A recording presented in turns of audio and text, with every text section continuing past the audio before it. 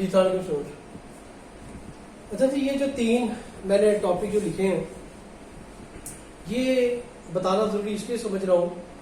कि पेपर को अगर आप थोड़ा सा टेक्निकली देखें ना, आईटी स्किल के पेपर को, तो जब आपका आईटी स्किल की क्लास स्टार्ट हुई थी तभी मैंने आपको ये चीज़ बता दी थी कि इस दफा भी अल्लाह करे अगर पैटर्न चेंज ना हुआ तो टोटल 7 क्वेश्चन होंगे। 7 क्वेश्चन में से आपने 4 क्वेश्चन करने होंगे और 5, 6, 7 इस हिसाब से आपके पास जो सी है वो 3 की जो सी है वो आपके पास ऑप्शन फिर भी बच जाती है। तो चूंकि 40 नंबर का पेपर होता है आपका, 10 नंबर का एक क्वेश्चन का वेट होता है, तो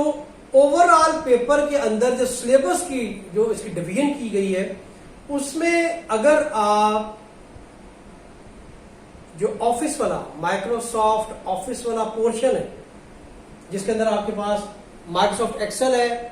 माइक्रोसॉफ्ट वर्ड है और माइक्रोसॉफ्ट पावर पॉइंट है, अगर आपकी तैयारी है, उन बच्चों के लिए कह रहा हूं, उन स्टूडेंट्स के लिए कह रहा हूं जिनको बिल्कुल भी कंप्यूटर नहीं आता। बहुत सारे ऐसे लोग हैं जो कि एलएलबी के अंदर आते हैं लेकिन उनकी कंप्यूटर की बिल्कुल बैकग्राउंड नहीं होती। अब बैकग्राउंड ना होना जो सा है वो कोई ड्रॉबैक नहीं है, ये अगर आपकी अपनी विल पे है कि अगर आप थोड़ा सा उसको टाइम दो, कंप्यूटर को सीखना शुरू करो तो आप इजीली सीख सकते हैं सारी चीजें। और ये भी बहुत बड़ी कोई रॉकेट साइंस नहीं है कि आपको वर्ड यूज नहीं करना आता और आपको एक्सेल नहीं यूज करना आता, पावर पॉइंट यूज करना आता। वैसे देखा जाए तो लॉ के अंदर ओवरऑल ये तीनों के तीनों टूल जो उनसे बहुत ज्यादा इंपॉर्टेंस रखते हैं, तो आउटलाइन के अंदर रखे गए हैं ना आपकी। अगर बात करें, अगर आप सबसे पहले चले माइक्रोसॉफ्ट एक्सेल की बात करें तो जो लोग कल को आप में से जाएंगे टैक्सेशन की प्रैक्टिस में, जो कि इनकम टैक्स की प्रैक्टिस करेंगे आगे जाके और एफबीआर वगैरह के साथ काम करेंगे, तो उनको तो एक्सेल लाजमी आना चाहिए। उनको तो पता होना चाहिए कि एक फाइनेंशियल ट्रांजैक्शन जो है इसका फ्लो किस तरह से आपने शीट के ऊपर जो है वो बनाना है, और एक बजट अगर तैयार करना है तो कैसे तैयार करना है, अगर आपने कोई टैक्स रेट्स निकालने हैं तो कैसे निकालने हैं, तो एक्सेल बहुत ज्यादा हेल्पफुल होता है उसके लिए। इसी तरह से एक मोस्ट कॉमनली प्रैक्टिस के अंदर जिसमें आप सिविल की फील्ड को देख लीजिए, क्रिमिनल की देख लीजिए, फैमिली की देख लीजिए, आप क्या कहते हैं उसको दहशतगर्दी की फील्ड को देख लीजिए, जितने भी हमारी कोर्स हैं, साइबर क्राइम को देख लीजिए, हर जगह पे आपकी प्लेन तो आपने लिखनी।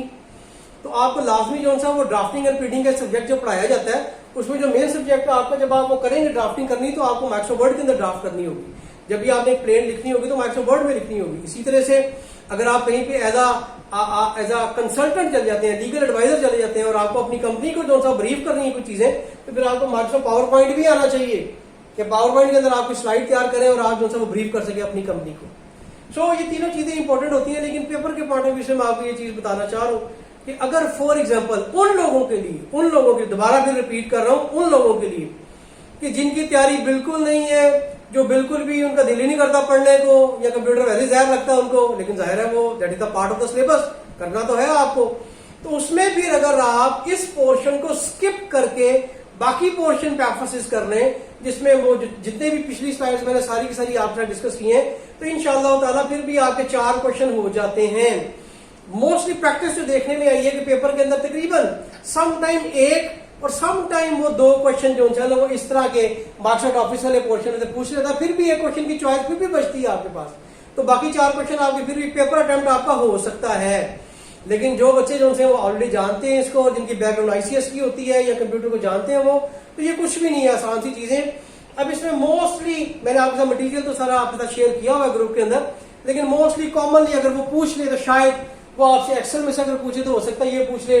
कि difference between relative and absolute and mixed mode addresses supported by Microsoft Excel, ये क्या होता है, फार्मूलाज क्या होते हैं, क्या कहते हैं उसको, एब्सोल्यूट रेफरेंस क्या होता है, रिलेटिव रेफरेंस क्या होता है, ये मैंने एक दफा आपको पढ़ाया भी था, बोर्ड के ऊपर तस्वीर उसकी बना के दिखाया भी था आपको, तो ये एक दफा दोबारा रिवाइज कर लीजिएगा। आफ्टर दैट माइक्रोसॉफ्ट वर्ड के अंदर हमने डिटेल के साथ पढ़ा था कि जब आप एलएलबी करने के बाद अल्लाह करेंगे अगर आप एलएलएम आगे करते हैं तो आपको फाइनल थीसिस जमा करवाना होता है,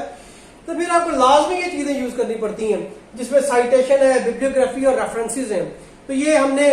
इसकी स्लाइड भी मैंने शेयर की हुई आपके साथ और आपको बताया भी था कि व्हाट इज साइटेशन क्या होती है, बिब्लियोग्राफी किसको कहते हैं और रेफरेंसेस किसको कहते हैं। इसके अलावा माइक्रोसॉफ्ट वर्ड में मोस्टली अगर वो आपसे क्वेश्चन देगा तो मैंने आपको बोर्ड के ऊपर समझाई थी एक चीज कि जब भी आपको कोई भी चीज के बारे में पूछता है, फॉर एग्जाम्पल वो आपको ये कहता है कि how we delete a row from a table, कि आपने एक टेबल क्रिएट किया, उसमें से आपने एक रो, टेबल की रो जो सी वो डिलीट करनी है, तो आपको क्या करना है कि आपको मेन्यू का पाथ पूरे का पूरा एरोज के साथ जो है वो डिफाइन कर देना है, या कमांड्स की शक्ल में लिख देना है 1 2 3 4 5 स्टेप्स बना के, तो उसका आंसर जो है वो फुलफिल हो जाएगा। बहुत ही अच्छा हो अगर एग्जामिनर आपसे इसके बारे में पूछ ले। आज तक वैसे उसने एक ही दफा पूछा सिर्फ एक पेपर में, उसके बाद कभी नहीं पूछा। इसमें साइटेशन, बिब्लियोग्राफी, रेफरेंसेस हैं, तो ये आप उसको डिफाइन कर सकते हैं, मैंने शेयर की हुई स्लाइड। इसके अलावा मैं जो पावर पॉइंट के अंदर मोस्टली स्लाइड शो क्या होता है, स्लाइड ट्रांजिशन क्या होती है, स्लाइड ट्रांजिशन के ऊपर साउंड कैसे लगाते हैं, और ये प्रिंटिंग स्लाइड्स क्या होती हैं, ये भी चीजें आपके साथ शेयर्ड है। अगर नहीं है तो आप कम से कम यूट्यूब पे जाकर इसको इजीली देख सकते हो, अगर आप इस पोर्शन को भी टच करना चाह रहे हो तो।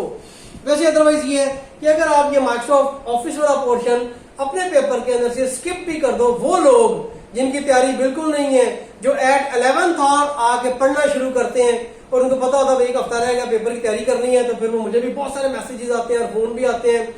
और रिक्वेस्ट भी आती है कि सर प्लीज वो क्वेश्चन बता दें जो पेपर में ही आने हैं। तो डेफिनेटली ऐसा नहीं हो सकता। अब पेपर में जो आना है वो अल्लाह जानते हैं कि किसने पेपर बनाया, कैसा बनाया, तो वो लोग इसको स्किप कर सकते हैं इस पोर्शन को, और बाकी का जो सा आपका सिलेबस है उस पर एम्फोसिस कर सकते हैं। अब इसके बाद मेरा जो सा वो लास्ट एक लेक्चर है जो कि ओवरऑल पेपर की एनाटॉमी के बारे में मैं आपको बता दूंगा वो क्या है, आपने पेपर कैसे अटेम्प्ट करना है, और मोस्ट कॉमनली पूछे जाने वाले क्वेश्चन कौन से हो सकते हैं वो मैं आपके साथ शेयर कर देता हूँ। Thank you very much.